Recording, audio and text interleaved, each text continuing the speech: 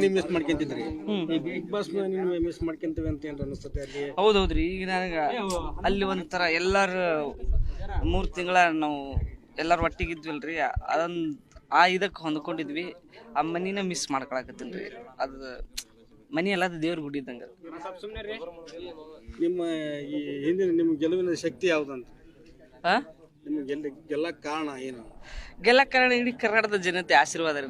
ನಾನು ಗೆದ್ದಿಲ್ಲ, ಎಲ್ಲ ಇಡೀ ಕರ್ನಾಟಕ ಜನತೆ ಓಟ್ ಮಾಡಿ ಗೆಲ್ಸ್ಯಾರ. ಅವ್ರದ ಇದ್ರಿ ಗೆಲುವು ರೀ, ನಂದು ಗೆಲುವಲ್ಲ. ಮುಂದಿನ ದಾರಿ ನೀವು ಬಿಟ್ರೆ ಈ ಮೆರವಣಿಗೆ ಹೋಗ್ತೀನಿ. ಮೆರವಣಿಗೆ ಇಟ್ಕೊಂಡಾರ, ನೀವು ಬಿಟ್ರೆ ಮೆರವಣಿಗೆ ಹೋಗ್ತೀನಿ.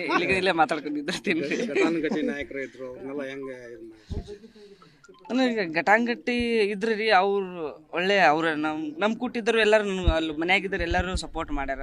ಅವ್ರು ಆಟ ಅಂದಾಗ ಸ್ವಲ್ಪ ಜಗಳ ಪಗಳ ಹಾಕಿದ್ವು, ಮತ್ತು ಎಲ್ಲರ ತಮ್ಮ ಅಂತೇಳಿ ಮಾತಾಡಿದ್ರು.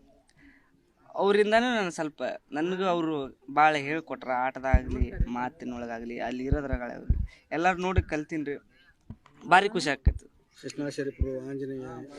ನಮ್ಮೂರು ಹನುಮದೇವ್ರ ಗುಡಿ ಆಂಜನೇಯ ರೀ, ಮತ್ತು ನಮ್ಮ ಶಿವಾಲಾಲ್ ದೇವ್ರ ಶಿಶುನಾಳ ಶರೀಫ್ ದೇವ್ರು ಎಲ್ಲರೂ ದೇವ್ರ ಆಶೀರ್ವಾದನೂ ಐತಿ. ನಾನು ಶನಿವಾರಕ್ಕೊಮ್ಮೆ ಭಜನೆ ಮಾಡ್ತಿದ್ದೆ. ಶಿಶುನಾಳ ಶರೀಫ್ ತತ್ವಪದಗಳನ್ನ ಹಾಡ್ಕೊಂಡು ನಾನು ಕುರಿ ಕಾಯ್ಕೊತಿದ್ದೆ. ಇವತ್ತು ಅಲ್ಲಿ ಮಟ್ಟ ಹೋಗಿ ಬಂದಿನಲ್ಲ, ಭಾಳ ಖುಷಿ ಆಗುತ್ತೆ. ಕುರಿ ಕಾಯೋದು ಹೆಚ್ಚಿಗೆ ಸುಖ ಕೊಡ್ತೈತೋ ಇದಕ್ಕೆ ಸುಖ ಕೊಡ್ತೈತೆ? ಒಂದು ಲೆಕ್ಕ ಕುರಿ ಕಾಯ್ದು ಬೇಸ್ ಅನ್ಕೊಂತೀನಿ.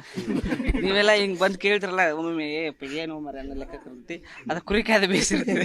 ಕುರಿ ಕಾಯ್ಕೋದು ಯಾರು ಬರ್ತಿದ್ದಿಲ್ಲ, ನೀವು ಆರಾಮಿದ್ದೆ ಬರಾಗ. ಮದುವೆ ಮಾಡ್ಕೊಂಡ್ರಿ ಹೇಳೀನಿ ಅವಪ್ಪರಿಗೆ. ಮದುವೆ ಮಾಡ್ಕೊಂಡು ನಿಮಗೂ ಎಲ್ಲರಿಗೂ ಕರಿತೀನಿ.